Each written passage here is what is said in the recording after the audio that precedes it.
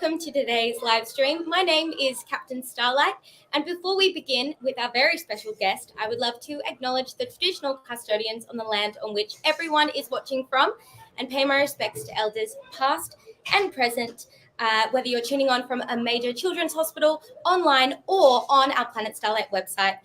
Welcome and thank you. We're very excited today, so if you have any questions, just want to say hi, or add anything to the chat, feel free to do so now because we are very excited for today's guest.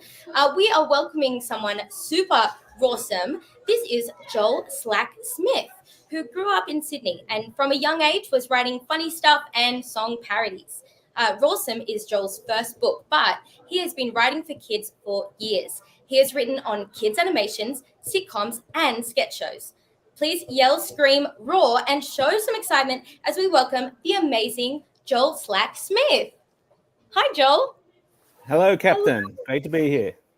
Oh, thank you so much for joining us today, Joel. We are very excited to get the ball rolling on some awesome questions. Oh, wow. Oh, well, hello. We've already got a viewer, and we've already got some questions coming in, believe it or not. Hello, Kai. I hope it will be epic. I think it is. Yeah, absolutely. How are you feeling today? I'm feeling epic. I'm feeling excited. Very happy to be here. Very cool. Well, thank you so much for being here. But if you do want to ask Joel a question, you can, at any point during the live stream, just add it to the comments and we can see your questions or comments up on the screen. And I believe we have a question coming in already, Joel. I think this one is from Chloe. It says, when did you first start writing stories? Good question. I started first writing stories when I was a kid in school, and I thought I was really clever back then because I'd worked out the cheat codes to how to finish every story. I'd get to a point where I didn't know how to end it, and then I'd just write, and then I woke up and it was all a dream. And that was a good trick for the first story, and then 5 or 6 stories ending like that in a row, I think my teacher was like, okay, maybe work on your endings. So that's what I've been honing ever since then. But yeah, as a kid. Very cool. Well, congratulations on your first book. I'm sure you know that you're proving that teacher wrong. You've done some awesome stuff. You've really come a long way. Yes. But we do have a question. Oh, from Rosie. That is Roarsome. Absolutely. And we've got another question from Lennox, actually, asking, what is Roarsome about? Yes. Roarsome is about a pillow. This one here, a lion-shaped pillow who smells like wee. And the reason he smells like wee is because he got weed on by a werewolf. And so now he has magic powers, and whenever there's a full moon, Roars comes to life. And Roars is not a scary werewolf-style monster. He is an absolute party animal. So Roars and Walter, the 11-year-old boy who got given him for his birthday, they go on all-night adventures, basically, and get up to trouble. And they have to get back before the sun rises because that's when Roars turns back into a pillow again. Oh, my gosh. That is absolutely Roarsome. And that looks absolutely like the cutest dude ever. Woohoo from Jack. Absolutely. Yeah. I'm really excited to read this story for sure. I think we've got another question from Andy actually asking about the wonderful cartoon. He was wondering, did you draw the pictures yourself? No, Andy, and that's lucky for the readers because they would be terrible. I can write, but I can't really draw. So Scholastic introduced me to Rebel Challenger, who's this amazing illustrator who lives with a bunch of birds. She's always holding a duck in every photo I've seen of her. And she draws all these incredibly funny pictures. So, no, Rebel does the pictures and I do the words. And I think it kind of works. We've got a similar sense of humor, so it kind of works together. Absolutely. Well, it's so cool to see your story come to life. And if anyone else has any questions or has maybe read the book, feel free to comment and ask away. I think we've got another one coming in as well from Sophia, which says, is Roarsome inspired by yourself or from someone you know? Or is he made up from your imagination? Great question, Sophia. Yeah, I love that question. And it's a combination of all of those things. So my son Rory had a cushion which had a lion on it, and my 2 sons and I would sit around at bedtime and we'd just make up stories about the lion. So one day I think I said, oh, what if that lion came to life? And then we just started making up ideas like, yeah, one day there was a lion in a pillow and he came to life, and then he wanted to eat a koala, but then he bit the koala and the koala was a balloon and it popped and it went. Anyway, we just made up this silly stuff and we just found it became funnier and funnier. So then the character took on things he would He would eat a lot, and he would wee a lot, and he would laugh a lot, and so it was inspired by those sort of early sessions around the bedtime with my sons. And then once I started writing, I had to make up a whole lot more to get the story going and build the world. So bit of real life inspiration. There was a real pillow, and then the rest is imagination. Wow, that's incredible. Thank you for that question, Sophia. We've got so many questions, Joe. Everyone wants to know your secrets. What is your favorite book so far? From Talia. My favorite book. Well, there are a few. I'd have to say, recently, The Bad Guys. My sons love The Bad Guys, and then I love the movie as well. Just funny, good action, great characters. Yeah, there are others too. Captain Underpants, the Treehouse series. I think I like all the funny ones. Weirdo. Yeah. Well, I feel like you're adding into the history of awesome, funny adventure books. We've also got a question from Kai now, which is, why did you start writing stories? Really good question. And that's a hard one to answer. I think I just feel like I want to. Just ideas come into your head and you want to do that. I think as a kid, I was funny. I think comedy is sort of where I got into it. So I'm not sure I'll be writing a tragic drama story or anything too epic. I think everything I do will have laughs involved. And yeah, that's why I sort of started writing sketch comedy for TV. And so I think a sense of humor and trying to make people laugh is why I started writing stories. Wow, awesome. Thanks so much for asking that, Kai. Oh, and we've got another question from Sonia, which is, what's your process for creating stories? It's a great question as well, Sonia. It's a great question. Another hard one. It's think of something, write it down, think it's really good, and then think the next day it's not good anymore, and then think of something else, and then write it down, and then write something on a notebook, and then lose what I wrote down, and then write the next bit. It's basically a lot of thinking, writing, write stuff on a whiteboard. But basically, it's write a first draft as quickly as possible, and don't worry about how bad it is. So the first draft I write is long. There's spelling mistakes. It's a mess because you can always rewrite. So writing is rewriting. So it's all about capturing as much as you can as quickly as you can, and then going back through it and going, I'll get rid of that bit. I'll get rid of that bit. Oh, that's funny. Let's make more of that. This shouldn't happen. And then, so it's, fast first draft and then careful follow-up drafts. Wow, that's incredible. And you've done so much incredible writing with so many Roarsome adventures. And we were actually wondering, the South Australia Games Room says that you've got some awesome answers, Joel. And we were actually hoping that maybe we could hear a little bit of your awesome adventures and we could have a listen to your book. How do we feel about that? Love to. I happen to have a copy right here. Amazing. I can't wait to hear. All right. So it looks like we'll read along too with you, Joel. All right. Let's start with chapter 1. The Lion, the Beans, and the Skateboard. Roars stepped onto the skateboard, wobbling unsteadily for a few seconds before bringing himself under control. He looked at Walter with purpose. Get on. Walter didn't argue. He climbed onto Roars's back, holding on tight to his hand-stitched fur. Roars opened his mouth wide and winked at Walter, who emptied the last tin of baked beans into the lion's mouth. Roars swallowed the lot without chewing. 5 seconds later, nothing happened. But 5 seconds after that, literal flames shot out of Roars's literal backside and they took off, the skateboard zooming down the road at high speed. They got to the bottom of the hill, shot up a mound of dirt and flew high into the air, flames continuing to blast out of Roars's rear end. A passing pelican shook her head with disgust. This used to be a good neighborhood, she said to an eagle, who breathed in some lion fart fumes and promptly passed out. They were so high, Walter felt like he could touch the moon. But as he reached out, dark clouds gathered and the moon disappeared. So did Roars. No! Screamed Walter. Walter was alone, arms flailing, zooming through the air, no longer fart-propelled. He looked down, hoping for a soft landing. Instead, he saw a hedgehog on a cactus plant, on the roof of a needle shop. This was going to hurt. But wait, pause that. You've probably got a few questions like, where did the lion go? How does it talk? And just how strong are its farts anyway? Well, let's skip back a bit. No, back a bit further. Whoa, too far. Just get to Walter's birthday.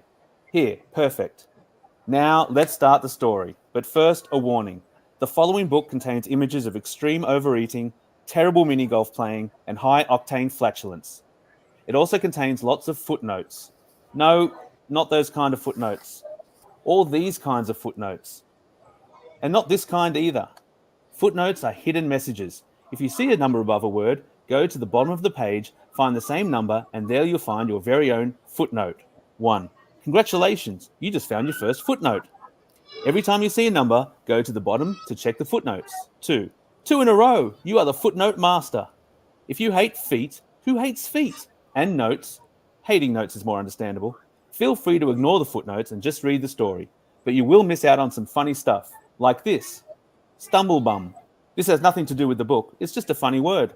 Stumblebum. Anyway, enough talking about footnotes. Let's get on with the story. Finally.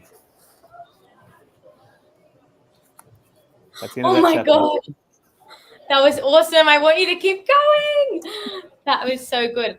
And all the pictures as well, accompanying your amazing. Yeah, you can see Rebel's pictures are really a key part of the comedy there. I agree with Melissa about the footnotes. That I really much laughed out loud on that one. Oh my gosh. Well, I was actually hoping, I feel like the story's just beginning. Is it okay if we do chapter 2 as well? Yeah, is it all right if we skip to chapter 3? Because I think that might be a little bit more exciting because that's when Roars actually wakes up. Should we skip the chapter? Let's do it. Okay. Yeah. So what we've missed is it's Walter's birthday. He was hoping for a drone, but instead he got given this stinky pillow. And so he was so upset, he went into his room and lay down and wet the bed with tears. He wet the bed with tears because he was sad. He didn't wet the... So then in the middle of the night, he woke up with the full moon and his pillow was gone. This is where this chapter starts. Lion about a lion whilst lying on a lion. Walter looked under his bed and saw nothing but his Friday underpants, never worn, a single jigsaw puzzle piece, never found, and a huge ball of dental floss, never used. He stood up. Sitting on his bed was a life-sized, 3D, living, breathing, hand-stitched lion who looked just as confused as Walter. "Ah, lion!" said Walter. "Ah, where?" said Roars. "Right there, it's you," screamed Walter. "Oh yeah, oops, forgot," said Roars the lion. "Anyway, relax. These fangs are made of cotton. They couldn't hurt a fly. See?" A fly buzzed past the lion's face. He bit down on it and squashed it flat. It fell to the floor and didn't move. "It was old," said Roars as he kicked the dead fly under Walter's bed. "Cotton fangs? What kind of lion are you?" asked Walter. "I'm half pillow, half lion. I guess you could call me a pillow lion if you want," said Roars the pillow lion. 19.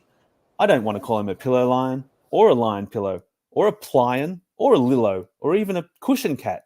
I'm just going to call him a lion. Typing pillow lion every time he speaks is going to waste a lot of space in this book, and I hate wasting space. Although, to be honest, I've probably just wasted just as much space writing this footnote. I should delete this before we publish the book. I hope I don't forget." I forgot. Walter nodded as he listened to the lion-shaped pillow talk. After a few seconds, his brain finally caught up with his eyes and ears. "Wait a minute. How are you talking?" "I could ask you the same thing," said Roars. "Well, I'm a human. You're a pillow." "Ooh, la-dee-da, a human. Are you saying that humans can talk and pillows can't?" "Yes," said Walter. Good point. But I'm no ordinary pillow. I'm a... Dad burst in, brandishing a roll of gift wrap as a sword. "Where's the lion?" he said. Roars was cowering under Walter's bed and made the shh gesture. Walter caught on quick and tried his best to cover. Yeah, Dad, I did say lion, but I didn't mean the animal. I was just saying what I was doing." Walter lay down and put his arms behind his head. "Lion on my bed, get it?" I lay down and yelled, "I'm lion! Lion!" "Why would you do that?" asked Dad. "It helps me get to sleep." "Okay, Walter, well, less screaming, more dreaming," Dad chuckled to himself as he closed the door behind him. "Bonjour." Roars emerged from under the bed, munching on something. "What's in your mouth?" "Some really chewy food." "Ugh." Roars spat out a pair of underpants, labelled Friday on the waistband. Walter held them up with disgust. "Thanks. I was looking for those," he said. Roars spotted the birthday cards on Walter's bookshelf. "Oh, happy birthday," he said. "Did you get any good presents?" "I wanted a nitro-powered drone, but instead I got a dirty old pillow that smells a little bit like wee," said Walter, who suddenly realized who he was talking to. "Sorry." "Awkward," laughed Roars. "You're not angry I said you smell like wee?" asked Walter. "You said a little bit like wee. That means I'm improving. I used to smell a lot like wee." "Well, let's start again anyway. Hi, I'm Walter." Pleased to meet you, Walter. I'm Roars, the lion-shaped werepillow. Werepillow? Asked Walter. Here, Pillow, said Roars, pointing to himself and laughing hysterically. That's a classic werepillow joke. Actually, it's the only werepillow joke, but it's a ripper. So is a werepillow like a werewolf? Asked Walter. It's complicated. You want to hear my origin story? Absolutely, said Walter. Well, go and get some bomb-proof material and wrap it around your head. Why? Because I'm about to blow your mind. Oh my End of chapter. goodness. That's chapter 3. Well, I can't wait That's to chapter 3. read the rest of the book. That was amazing. And if you loved Joel reading his book firsthand, feel free to give us a love heart react or add any questions or comments now, because I think we've got some more time to ask you some more questions about that awesome book. Is that all right? That's excellent. Cool. Oh, wow. Okay, Kai, here we go. Great question. It says, how does your illustrator know what to illustrate? Do you describe what you want the scene to look like, or do they come up with the illustration? Great question. That's another great question. That's the same question I had when I first wrote the book. So it's a bit of a mixture. So sometimes I know there'd be a picture I really want, and when I type in illustration, dirty underpants hanging or whatever. But most of the time, Rebel would just take the words and decide what to draw. Like Rebel knows better what to draw than I would to tell her. So mainly I just let her go. She just goes with it, and then they send me a version with all the pictures. And then if I have any thoughts, like, oh, you could do a picture there, or oh, that one could have more stuff. But mainly it's you put some suggestions in when you know there's a definite funny picture or you really want a drawing of something to happen. But otherwise, that's the illustrator's area, and they're more expert at deciding what to draw than the author. Absolutely. Well, I'm sure they take a lot of inspiration from your writing. So that was a great question. This one's from Susie. Your book is so funny. Do you laugh when you're writing it? Sometimes, yes. When you first have one of these ideas, you definitely do laugh. And then the 45th time you've reread it as a rewriter, you laugh less and less. But I do always enjoy the jokes. So the bits that are funny, I still find funny. So yeah, absolutely. Yeah. And another thing is, apart from me laughing, I think of my kid. I think of what would make my kids laugh. They're my sort of test audience. So if I run it by them and they laugh, then I definitely know it's going to work. Yeah, keep it in. Absolutely. Well, this question is from Jack. If you had a pillow shaped as an animal, what animal would you want? Ooh. Nice. I mean, just a kangaroo. I think a kangaroo that would just, maybe I could, if it's big enough, I could get in the pouch. That could be quite cozy. Yeah, that's so true. That would be my answer. I haven't actually thought of that before. But yeah, kangaroo. Maybe that's your next book coming, Kangaroo Pillow. Well, Sonia, who asked that question? Who asked that question? I believe that was Jack.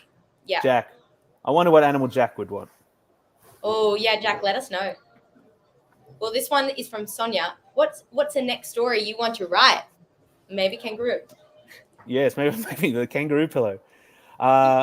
Well, I'm writing another Roarsome book, which is actually out later this year. So there's a second chapter, second edition. And then, look, I've got all sorts of other ideas cooking around. I think there's something about avocados. I find them funny and cute. So there might be something there. But the second Roarsome book, because there's a lot.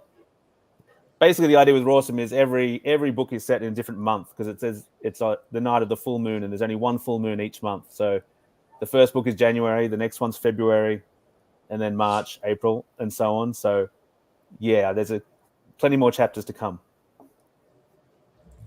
Amazing. Yeah. Oh.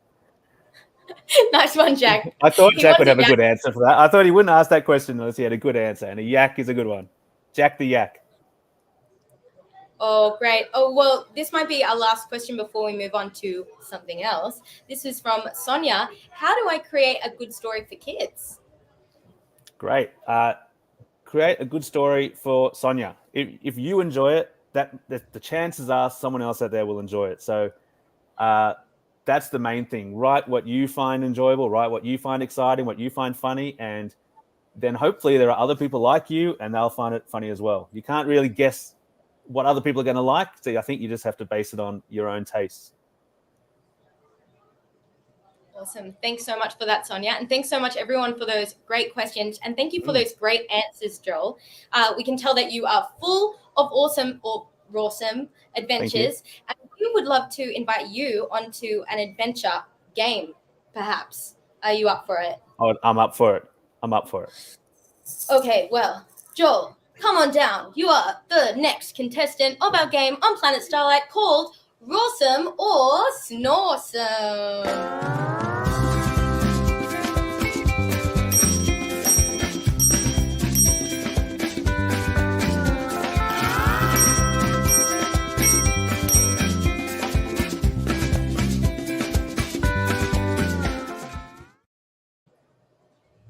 Okay, so Joel, do you want to know how the game works? I would love to know how the game works. Great. Well, this is for you and the viewers to play along. So, Captain Starlight will show you an Earth item. It's our viewers' job, with the help of Joel, to decide if Captain Starlight thinks this is Roarsome or Snoresome. Good luck, contestants. So, we're going to show you an item, and you have to guess whether we, Captain Starlight, think it's Roarsome or Snoresome. You ready for the first item? Bring it on. Oh, okay. It's a Nintendo Switch. So add the comments. Do you think this is Roarsome? You can do that by doing a star emoji, or Snoresome, not so great, with a rocket emoji. And we'll see who is the winner. Joel, what do you think? Do we think... Basing it on my kids, it's definitely a Roarsome. I'm not just Captain. I think Captain Starlight would also enjoy a lot of the games, a lot of the space-based games. I would think Roarsome. Okay, so you're locking in a star emoji for Roarsome? I'm locking a star emoji. Okay, well, let us know out there. Oh, this just hot off the press. We have stars galore coming through, which means congratulations. 44 stars. The answer is Roarsome. Woohoo! You all got a point on that one. Absolutely. Captain Starlight does believe Nintendo Switch is Roarsome. Okay, next item. You ready? Yep. Let's see. Oh, dirty laundry. Interesting. Dirty laundry. Same thing goes. Star for Roarsome, rocket for Snoresome. What do you think, Joel? I mean, that basket is overflowing, so that means there's a lot of clothes here. That's pretty Roarsome to own that many clothes. This person's doing quite well to own that many, but also dirty is not good. Dirty, that looks like, I would think Captain Starlight looks after herself better than that. I would say Snoresome. Oh, okay. Well, we want to hear from the people. Oh, this just in. We have 237 people with rockets, which means, congratulations, it was a Snoresome. Yes. Good. Right. Well, now 300. Can you believe it? That is pretty incredible. The people have spoken. Yeah. The people have spoken, and thank you for that. I think Captain Starlight would not want to do the dirty laundry. We live on Nintendo Switch. But let's move on. Let's see what else we love on our planet. The next item is unicorn farts. What do you think? Oh, easy. Roarsome. Go for it. Easy. Roarsome. Smell like candy. I'd say they smell like candy. Probably have a very funny sound. I mean, and look how happy and cute that unicorn is. There's nothing wrong with this picture. And I'm sure you know this, Joel, but unicorns, they do fart rainbows. So that is pro. But I can't sway the viewers, so let us know. Oh, okay. It's a mix. But stars are slowly coming out on top. So it is your chance to vote finally. Stars keep creeping up. You've locked in Roarsome, Joel. 250 plus stars. So I think we have to give it to Roarsome. Absolutely. We do love unicorn farts. Yes. Gosh, everyone knows us so well. That was a close one, though. That was almost controversial. Yep, there were a lot of rocket ships as well. So, okay. This is the most exciting item. The Roarsome book. Do you think Captain Starlight thinks the Roarsome book is Roarsome or Snoresome? Let's have a think. I mean, Joel, what are you going to say to this? What do you think? What am I going to say? I'm going to say I don't want to see any rocket ships coming down the line. No. But I reckon if Captain Starlight is into unicorn farts and Nintendo Switches, I would have to say Roarsome. Come on. Yeah, okay, yeah. It's true. Stars are going busters. There's a few hearts too. So obviously it's not just up to what Captain Starlight thinks. It's what the people think, and they are loving Roarsome the book. So lots of stars for Roarsome and lots of hearts for Roarsome as well, which is Roarsome. I have to say It's Roarsome. awesome. Yeah, Because it really is. if that was a negative vote, that would have been rawful. Yeah, absolutely. Well, that was the Roarsome game. I wonder if we have another one or any questions coming in for Joel as well. Maybe any final questions, you know. Oh, no, we've got another one. It is Booger Pizza. Joel, what do you have to say about this?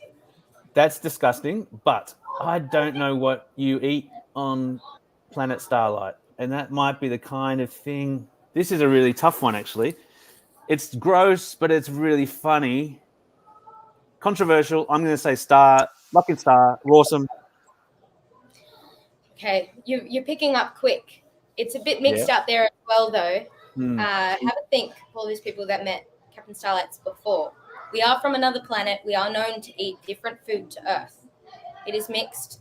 That is my final clue before we lock in the answer. Joel, you've locked in Roarsome.